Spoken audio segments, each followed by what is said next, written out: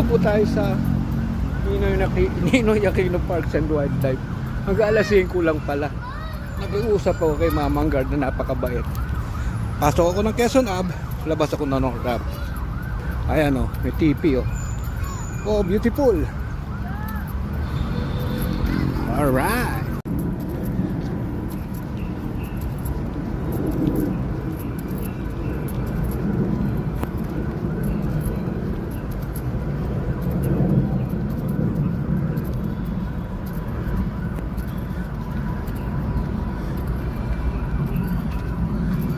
Na lang mapanatili nila to, madagdagan ng wildlife.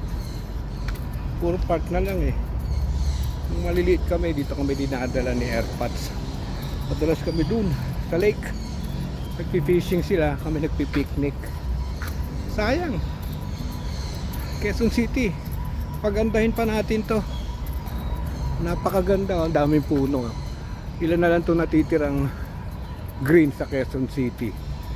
Quezon Memorial Wildlife, wala na. Ito na lang ang lungs ng Quezon City. So may Joy, pagandahin natin po to.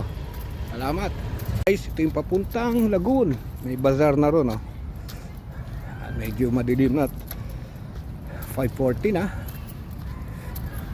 Buti na pagbigyan tayo. So sana mga kapanood dito makarating sa Quezon City Government, pagandahin po natin to. Magandang pasyalan to. Dito kami lumaki. Ayan. Konting ganda pa. Ayan, ganyan kami nung araw, mga maliliit na bata. Oh, naglalaro dito.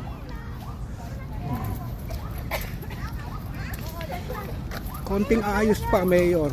Ayusin pa natin to. Yung lagoon, napabayaan na. Dati dami isda dyan eh. Tingnan natin. Ayan. Yung okay naman. Ha? May railings. Ayan. At may doggy.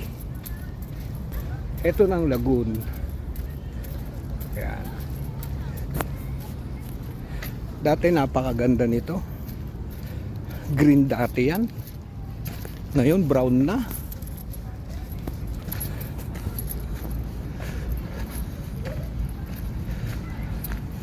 Tapos yun ang event place no.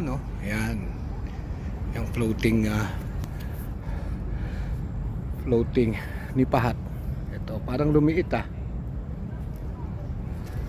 So guys, ito tayo. Uli kong binalikan ng isa sa mga lugar na kinalakihan ko, bukod sa Quezon Memorial Circle. Pagandahin po natin to para sa mga susunod na henerasyon. Matsala, yahoo!